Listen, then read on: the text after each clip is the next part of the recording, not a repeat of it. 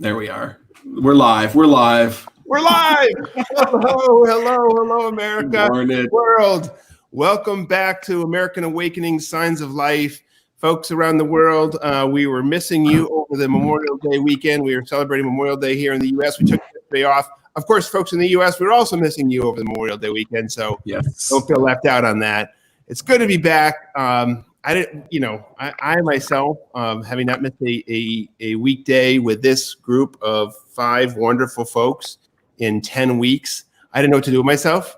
And in fact, Jeff Bethke woke up in Hawaii and at 6 a.m. and was wondering, what the heck, where's the show, right, Jeff? Yeah, thought you guys canceled on me. Right, exactly. We are not going to leave you high and dry again, Jeff. We'll make sure, even if it's a holiday, we're gonna be there for you. Okay. Thank you. We should have all still gathered. We didn't have to go live. We could have still been in the squares. That's fair. No days off. No days off. Exactly. That's right. All right. Well, it's good to be back. And Josh Jacob, bring us a little worship to bring us into this short week. Sweet. Thank you, John. This is a song that I heard yesterday. I watch online every Sunday at 11, a church called Good Shepherd Church in New York. And they did this and I kind of liked it. So I'm going to do it. So here we go.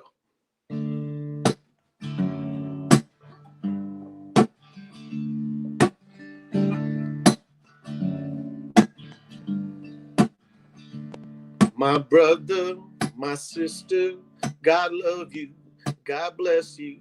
My brother, my sister, God love you. God bless you.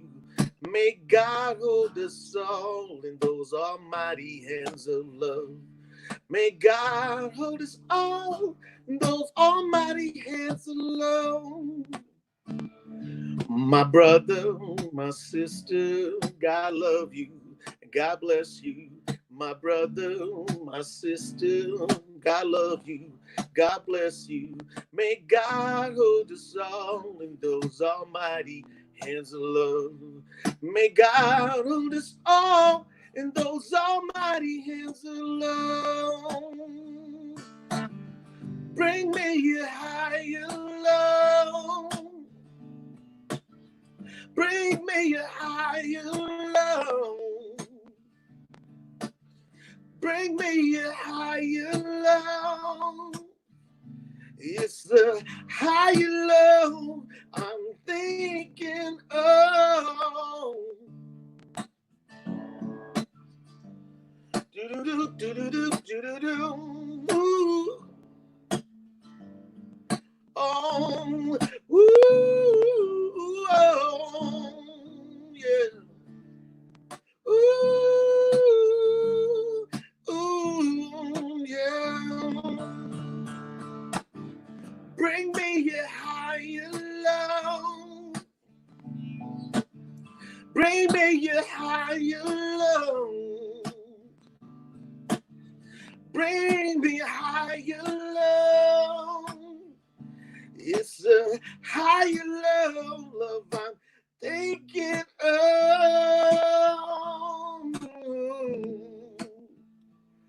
My brother, my sister, God love you.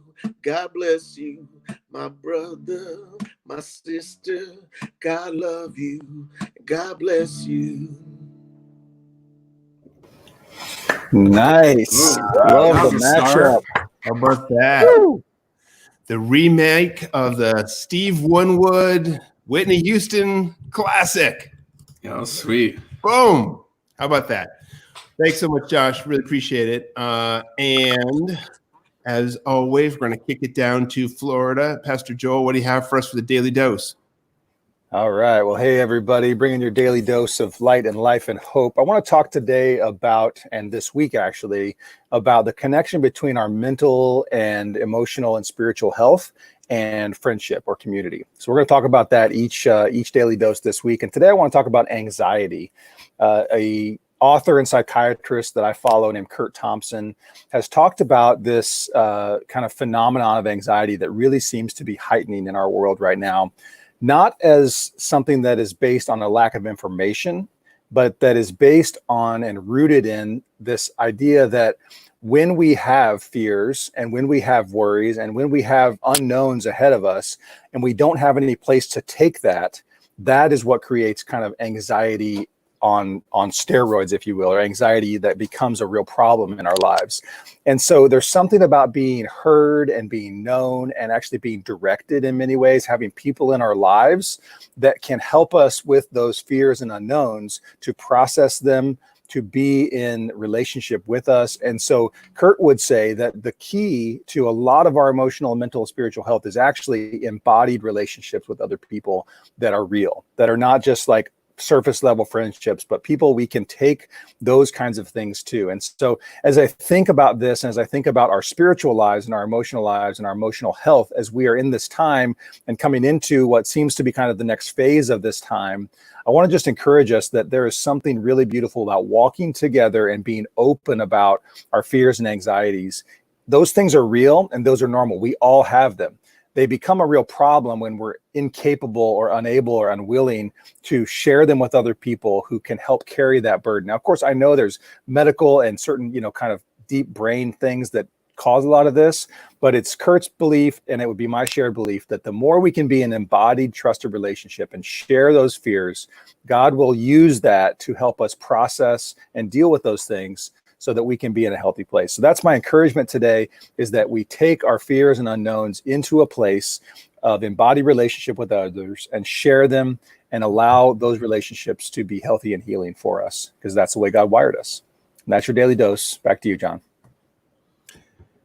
Shared burden is a half burden. Shared joy is a double joy, as the old proverb goes. Ooh, that's good. I never heard that one. That's a tweet today. Woo. Jeff, man, for me to bring something fresh to you, I feel like that's nice. I like that. I just take the rest of the day off now. I just did my job. I'm Instagramming that later. I'll give you credit. Nice. Jeff, over to you, friend. What do you have? Oh, man, excited to be back with you guys every single day. It's such an encouragement, and I just appreciate you guys. And it's such a blast. Missed yesterday, but I'm glad we're back in the saddle. Okay, so want to chat really quickly about this thing called belonging cues. Now, I believe I might have to read something up here in a sec because there's some things on a list that I can't always remember every little detail. But I believe it's called the MIT Human Dynamics Lab, really fascinating lab at MIT that does a lot of stuff on human behavior, social behavior, stuff like that. And there were some pretty profound findings in regards to this kind of division that was essentially looking at group success, team success. How are teams successful? How are groups successful? And they made these little credit card size things called, I believe, sociometers. And what they were just these data gathering devices that people would put in their shirts or in their pockets or whatever that had microphones, GPS, et cetera. And then they would put people in all these groups. And these things would just collect a bunch of data that would spit out on graphs. But you wouldn't know exactly what people said. It would be measuring other things like, let me look for it. Yeah, so right here, the things would measure things like, they could measure things like proximity to each other. So how far and close you were from the other person with a sociometer, your vocal pitch, your consistency of emphasis, your eye contact, your energy, whether everyone was talking or just one person was talking, turn taking, attention, body language, whether you're facing the person, on and on and on. Crazy little devices. I want to get one. But what these things did is they would measure these things. And then what they started to find with some of this data was just insane, right? And what they found is that there's these things called belonging cues. The more they kept looking at the data, where if those were present, which I just mentioned them, eye contact, proximity, taking turns, vulnerability, all these things, then your success rate of that group was just start to go off the charts of how much they would do certain projects better, how much they would negotiate better. They put them in all weird different types of situations, negotiating salaries. You'd get a higher salary if the belonging cues were there. And they said that goes against our common knowledge, right? Because our common knowledge is things like intelligence or leadership or particular skills is what can get you certain results. And they found that those matter, but really don't matter even close to the belonging cues. They even had one crazy study where they put these sociometers and belonging cues in this group of, I think it was angel investors and entrepreneurs, of just like entrepreneur, kind of like a Shark Tank. And the entrepreneurs had to pitch their ideas. And I think they did 50 different entrepreneurs, 50 different ideas and angel investors. And without looking at what the entrepreneurs said, meaning they didn't care about the idea, they were able to look at the sociometers and rank based on the belonging cues. They ranked then kind of what they thought the order would be of like who got the best deals, who got the most investments, all that types of stuff. And without even literally hearing the pitches, just ranking it based on that data, they were almost identically right to actually how it turned out. which is insane, which is just crazy to think about. And I think that's an encouragement for us today of, man, giving off nonverbal cues and giving off so many little micro elements of belonging to another person matters way more than we think. And I think that's couldn't be more true right now with COVID. I don't think it could be more true when we go back to normal life a little bit more, because there's so much standoffishness. There's going to be so much fear that, man, lean in, give eye contact, give a smile, give a soft, little touch on the shoulder with someone, just saying, hey, I'm here. We're here together. We're friends, stuff like that. Take turns and body language and all those different types of things. I think it's deeply important. And I think not only is it important just because it actually loves someone else, but literally groups are more successful when they do it. So that's something to chew on for today. Back to you guys.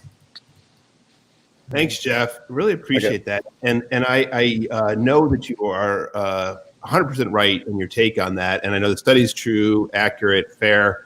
And there's been lots and lots of studies on the same subject about the whole domain of, our actual words, are very inconsequential with respect to, the sort of the conveyance, our affect, our tone, the inflection, the look in our eyes, et cetera, et cetera.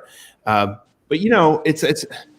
it's to discuss just briefly before we turn it over to Calvin and his segment is just, what do you do if you don't know how to convey that if you don't know how to convey positive energy with your body, some of us just may not have that, right? So what do you do? You do the best you can to muster up nice words. But if you don't have it coming from someplace inside you, which somehow is sort of pervading your body, your being, your essence, what do you do? Yeah, that's a good question. I don't know. I mean, I think you're right. I think it does give more credence to something like we call it a more alluring, mysterious trait, charisma, when in reality, people that have charisma probably are actually nothing special or magical. It's just people that actually probably give off belonging cues in a stronger way. So I don't know. Yeah, I mean, can they be practiced? I think so. Can they be cultivated? I think so. I don't think it means be more extroverted, always have to be energetic, etc. Because a lot of these things, eye contact, letting everyone take turns, vocal pitch, all these different types of things. I think you can cultivate those, not necessarily just have them innately. Marissa, you seem like you got something on that. Well, yeah, I think, it's hard to be thinking with other people first in the world, to be engaging in the world, thinking about other people. But a lot of these things, right? It's like, if you really want to connect with the people around you, you can learn how to slow down and listen better. You can learn how to focus on other people and sort of gaze at them, share the, eye contact, everything you probably can't improve on, but there's a good chunk of body language and sort of interacting with other people that when you're intentional, you can get better at. Mm-hmm. How about, all right, so fair enough. I don't disagree with you. And we got some devil advocates vibe from John today. A little bit. I'm feeling it. He's like, but again, counterpoint. No, I buy that we've talked about this a lot, and I think it's a really critical theme of our discussions generally, as well as how to look at the world. You're only baselined off of yourself, right? I mean, so if you're really, really shy and retiring, then we're talking about just a little bit more of like, hey, it can be just that much more present to the moment. If you're really gregarious, you can just be that much more present to the cues you can send. So it's not like the gregarious person is baselined off the shy person, and the shy person is baselined off the gregarious person, right? It's like, okay, well, what can you do with respect to the tools that you have at your disposal? So I buy that. Fair enough. How about if you're not feeling it in a day? Like you're just like, all right, like I'm not trying to hurt anybody. I mean, I'm not trying to like make anybody feel bad, but I just don't have it right now. How about that one, Marissa? That's a choice. Exactly. There you go. Woo! I don't know. It's a choice. Is what your body is doing a choice? I don't know. I mean, honestly, almost none of us want to lay down our stuff to make sure other people are that much better. Right. But it's a choice. I think there's also an element of, where you're going, John, is you can say that. That's part of, like, I don't know if that's a belonging cue. I don't know this research well enough, but you can say, you know what? I really appreciate you. This is, I'm not trying to be personal. I'm just having a rough day. Yeah. So forgive me if I just seem like I'm really distant, because I am. So there's an honesty and like openness element that actually then can actually take you even deeper, which is kind of cool. I've tried to practice that in my life. It doesn't always work out, but I mean, even on a call we had the other day, I was like, hey guys, I'm just not feeling it. Can somebody else pick up the reins? And you know what? Nobody was like, you're a terrible belonging cue person. We'll actually pick you up. We were I think all thinking it. But I think this vulnerability actually is one that actually, because at the end of the day, the belonging cues with this research, it creates peak safety is what they say. And so, and safety is when groups are most successful. And so vulnerability is one of those leading traits that creates a lot of safety. Oh, I'm safe here. I'm safe enough to be vulnerable. That then creates a lot of that. One other part of the research was fascinating. They had this guy named Nick, and they would basically inject him into groups of 40 people and give him projects, build this thing, do this thing. And his job was just to sabotage. He either was supposed to be the downer, the slacker, or the jerk. Basically just like kind of just sit back and do nothing, just be super depressed, or purposely just be mean to everyone. And what's fascinating is one guy, 40 people, if he injected that, almost always it just contaminated everything, meaning everyone came down to him. He never came up to them. Everyone always just, whatever he was, the whole group became that. Everyone became a downer, everyone became a slacker, everyone became a jerk. The only thing that ever beat him or completely like erased him was one other person who gave really strong belonging cues in the opposite fashion, meaning someone who just said, no, this guy is not disrupting our safety, right? You're safe here. You can be vulnerable. You can be honest. And again, it goes against, like, it wasn't a strong leader. It wasn't someone who took the reins. It was just someone who was very just gentle and created safety. And that just kind of erased that person. And so I think that's similar to this moment too, of even if we're feeling not good or something like that, or having a bad day, as long as one person's carrying the reins of creating that safety, it usually tends to kind of go across everyone. Good stuff. That is really good stuff. So the topic of the day is rebuild the trust, rebuild the nation. And so this seems right on point with the trust point, right? I mean, like how is it that you build circles of trust somehow? So Calvin, Marissa, with the wow, so that's what's happening. And over to the conversation, I'll let you guys divvy up how much time you want to take on each. Marissa, your call. Calvin, the best two stories. Go. Best two stories. All right. Yeah. No, we'll cut it down a little bit. All right. So, first story: as it tracks the coronavirus's spread, the Centers of Disease Control and Prevention is combining tests that detect active infection with those that detect recovery from COVID-19. So it's a system that has been muddying the picture of the pandemic, but raises the percentage of Americans tested. So stunned epidemiologists say that data from antibody tests and active virus tests should never be mixed because diagnostic testing seeks to quantify the amount of active disease in the population, whereas serology tests looks for antibodies in the blood of people who have recovered. So epidemiologists, state health officials, and a spokeswoman from the CDC said there was no ill intent involved. They attributed the flawed reporting system to confusion and fatigue in overworked state and local health departments. The CDC relies on states to report their data, but have now said they will work to separate the tests. And also, more than 1,300 state and federal lawsuits have now been filed over COVID-19 as governors have been balancing protecting public health against individual liberties. One example, in Minnesota, churches joined non-essential businesses in suing to block what they described as, and I quote, a draconian shutdown that picks winners and losers with devastating effects, end quote. The lawsuits come as President Donald Trump has become increasingly vocal in criticism of state restrictions, encouraged protests at state capitals, and even urged churches to reopen despite restrictions. Edward Richards, who's a law professor at Louisiana State University, who has also a master's degree in public health for disease control, said that we've never had governmental authorities actively undermining the public's trust in public health, actively questioning whether diseases are actually serious. The eventual rulings could redefine the balance between state police powers and constitutional rights that advocates contend are too important to sacrifice, even temporarily. So, yeah, there you have it. Just a couple stories today of what's going on out in the world. I believe these stories lead up nicely to our discussion topic of the day. Over to you, Marissa. Thank you, Calvin. Yeah, as those two stories show, and even without those stories, we knew there's a whole lot going on in the world, and it makes it hard to know what to trust, what is truth.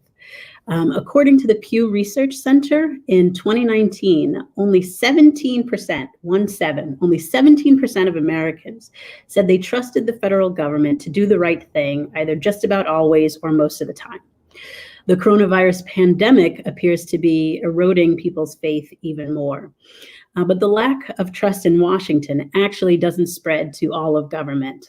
Polls seem to be consistently showing that people have much more faith in local government, and especially in the ways that local governments have handled the pandemic. Actually, 72% of voters who were surveyed this month by the Harris poll say they trust statements from their mayors about the spread of corona, which is only slightly higher than the 68% who trust statements from their governor. Americans actually, through these polls, I keep giving you polls because I like polls, they're real numbers. And through these polls, people are actually expressing some real frustration that appears to be stuff they've been feeling and stuff that's been building through the years. One person, a guy named Curtis Devlin, who's an Iraq War veteran who lives in California, says he doesn't trust these people. He doesn't believe them. He said the people whose interests that our elected officials represent are donors, power brokers, and their parties. Now, typically, throughout history, moments of national crisis seem to bring people together, they build solidarity, and they boost people's faith in government. Trust actually reached its highest point in recent history, apparently right after 9/11. And since 2008, it actually hasn't risen above 25% in this country. So for the last, 12 years, only a quarter of the people in this country who have been polled feel like they can trust the government. Now, during our current crisis, people do feel, like we said earlier, that local government is stepping up. They're starting to trust other people as we continue to help meet one another's needs. And people are actually now coming to a sense of value. They're valuing their local communities and the powers that be that are helping them work more than ever. So my question, guys, today, we all know just in our personal relationships, not even with anything larger, but in our personal relationships, trust is key. Now, as the country's opening up and we're trying to rebuild, my question is building trust in each other and in our government necessary in order to really rebuild this country? Maybe not, maybe so. But if so, as folks of faith, do we have anything unique that maybe we can offer in this time to help rebuild trust in the powers that be? What do you guys think? I'm coming in hot on this one. It's got to come in hot, man. All right. Come in hot. Yeah. So look, I have a lot of views on this particular topic. I have views, and I want them to be heard. So the issue about trust is something which can only be built progressively and locally, and then build globally. I mean, you can't have, say, I mean, in a time of distrust, it would be, let's just use an example, it would be somewhat irrational for somebody to say, hey, Brussels is the center of the European Union. Everybody in Arkansas right now, I want you to trust what the people in Brussels are doing right this second. I'm going to promise you they got the best interest of heart, right? And so Brussels is like the illogical, irrational extreme on this topic for sure. But Washington is almost like Brussels at the moment. It's that bad of a remove from everybody's lived experiences day to day. People out there, wherever you are, New York City, if you're, blue and left leaning, if you're, Alabama, if you're red and right leaning, or whatever in between, they all have a good reason to distrust what's happening in Washington.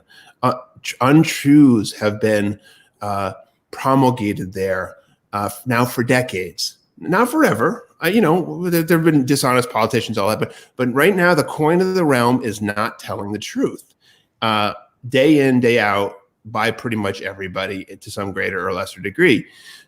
But back home, the mayor of your small town, if you have a 25,000 person town, I mean, that person's got to deal with you day in, day out. They got no room to hide if they're not telling you the truth. The governors, they're not far off of that, right? They got some really practical commitments to the people every day, day in, day out. So the closer to home you are, your block, your neighborhood, your city, your state is the place to rebuild this. And we got to create a new deal in Washington. I don't mean like the FDR New Deal, but like a new deal, a new compact, which allows everybody to stand down, make a truce, and let people figure it out locally, because that's the way to figure it out. And yes, if all of those words sound like they've been rehearsed, it's because I've been thinking about that for a very long time as a U.S. Senate candidate in 2017, 2018, where I said basically the same thing over and over again. So I believe fully in that idea of where Jeff was launching us with the circles of belonging, close, moving out in concentric circles until you finally get to the big one, which hopefully is pushing it back so that it's back to the more local circles of belonging. That's good. That's good. And as people of faith, right? Again, no matter where you stand on that, if you agree with that, if you don't agree with that, do you feel like in this point in time that there's anything that folks of faith can offer to help with this larger thing? What can we do? I mean, real talk, I'll tell you, I was thinking about this morning, and one of the simplest things, which is so not simple, that I started thinking about was telling the truth. And it's one of these things that sound simple and should be simple, but is hardly ever simple, especially when we're talking about larger culture, the world that we live in, and as you work your way up to policy and how people are treated, there's a lot that you stand to lose if you say one thing, and there's a lot that you stand to gain if you say another. But as like well-meaning folks of faith who believe that truth is a cornerstone of our faith, where does it come in now? Yeah. Right. When are we forced to say, you know what, I might not like it, but this is what I'm seeing. Yeah. Or, I might not like it, it might not benefit me, but I kind of think this is probably the truth here. And I know truth, that who you're talking to, it might vacillate, but I'd like to think as a person of faith that truth could be truth, regardless of all sorts of things. But that's a great anchoring observation, Marissa, and I completely agree with you. I think a key part for me is just to follow that lead of truthfulness is to be truthful in my relationships with my local leaders. In other words, well, first of all, you have to have a relationship with your local leader. So that may be a practical thing if you're out there and you're trying to, how does a person of faith help deal with these crumbling trusts and institutions all over the place? Get to know your local elected officials. Your mayor and your city council people are surprisingly accessible. I mean, unless you're in a huge city, you can get a hold of them. And so as you get to know them and you build trust with them and they tell you certain things that then turn out to be true, or if they tell you things that turn out not to be true, you need to call that. But I think that's just a practical thing, is to just, to again, tell the truth, but be in relationship with the people who are making some of those decisions and help rebuild trust together in that way. And I love that, Joel. And I mean, I'd even take a step back, right? Because in local places, right? You a lot of times you do know who might be running for local councilman or something, but there are people who just start running for things, every day, and they might not have been on that path. But I'd like to think, I'm hoping that if we're truthful with one another and we decide to be truthful with one another, before you even enter into the ring, maybe your foundation of truth could be so strong because of what we're building that could help you determine how you're going to be when you're in office. I don't know, but I gotta believe that if there's any part that we have to play, particularly when it comes to truth, it's got to be just one-on-one with the normal people first, right? If we're not good with the normal folks, will never be good when we all get to wherever it is we're trying to go. Mm-hmm. I feel like there's like a deficit of Go ahead, Josh. accountability. You know, like it's okay to be truthful, but like right now there's a deficit of accountability, and that's what erodes trust. And so leaders, people, all of us got to be accountable and truthful at the same time. You know, that is a word that is nasty to some. It is a salvation to others. I love that word, right? Because again, we're talking about people of faith. That's something that we supposedly are familiar with in our, places of worship. If you belong to a church, if you belong to a community of faith, that's supposed to be something that's supposed to be a cornerstone. Whether it's executed well all the time, most of the time, I don't know. But that shouldn't be something that we run from as folks of faith. Well, but you got to take it back to relationship though, too, because it's really hard to say to someone, and I totally agree with Josh, but it's hard to say to someone when they've said something untrue that could be really dangerous or damaging or even just like eroding, to say that's not true. And for them to receive that and the people around them to receive that unless there's built-in relationship. So like, that's why the whole distance thing that John's talking about, like I can say something about someone in Washington and said, that's not true. That's a lie. But I'm just like speaking it into the blackness. There's no relationship there with that, whatever person that is. But if I say, like, I've actually been in situations where, for example, someone had to be called out on something, but when you're in a setting of kind of that relational accountability and someone says, what you're saying right now is not true, and everybody knows it, that's a different kind of situation. So I think a lot of that accountability also has to be built in with relationship that's real. Like it has to be real relationship. It can't just be like online relationship. Jeff, were you about to say something? I see the wheels turning and it looked like no, I'm just listening. Okay. I'm Jesus was about to say something though. My daughter's in here hanging and she's got white inauthentic Jesus. It's not focusing on him, so he's a little blurry, but wait, what's his name is White Inauthentic Jesus? Yeah, exactly. Oh, what's up? Yay! Hi. Welcome. She came downstairs, had to let me know something this morning. Yeah, our kids aren't even up every time I do this stream, so nice to have him. Nice to have her here. That's right. That's good. Special guest, Kinsley and Jesus. Yeah, no, that's good. Well, Calvin, unless you had something, I was going to bounce it back over to JK. Man, I think there's something I probably end up also spending a decent amount of time talking about. Could spend a lot of time talking about. Yeah. And so I don't want to ramble. So I'd probably boil it down just to a couple of things I was thinking about it. First, yes, relationship trust is key, I think, to rebuilding our nation. And I think I'd probably, if I were going to offer a couple points, one would be just like a call for transformation as like people of faith. Like, can we raise the bar? And I wonder if that's even just like, I don't even know if that's a faith people thing. Like we as citizens, people who are stakeholders in our country, where it does matter for us, can we raise the bar for our leaders and our systems and structures? And can we believe that transformation is possible, that the status quo doesn't have to remain? Because I think, what would it look like if we called our leadership to be people who actually had the heart to serve rather than be served, where there was a renewal of integrity and courage and vision, to be honest, right? Because it does take courage and boldness to be honest. What it look like for our structures and systems to be ones that serve all rather than just a few, And I also think there is a responsibility on us as people, as citizens, to be willing to show grace. I think right now in our kind of cancel culture, we're very slow to get to a place of grace. But I think the reality is, like, right now we're in the thick of it. We don't know where we are. We don't even know where we're going. Whatever future whatever the future will look like in a couple of years isn't a complete unknown. We're in uncharted territory. So I think as people, we can also show our leaders grace and the fact that they're also broken people who are trying to navigate their way through a bunch of things that we've never really gone through before. So I think we can also, again, trust goes both ways, right? And I think trust requires initiative from both parties, from the people and their government. That's good, Calvin. That's good. Well, I love this. This is, as you said, JK, something that goes on and on and on and on, but not today, not here.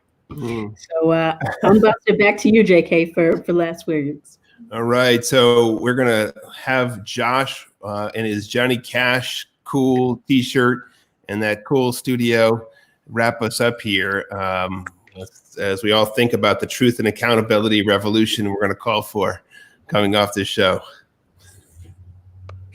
All right. Hopefully, yeah. Hopefully. Revolutions.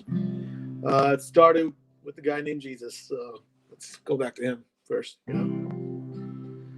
I stand amazed in the presence of Jesus the Nazarene, and wonder how he could love me, a sinner condemned, unclean, singing how marvelous, how wonderful, and my song shall ever be. How marvelous, how wonderful is my Savior's love for me.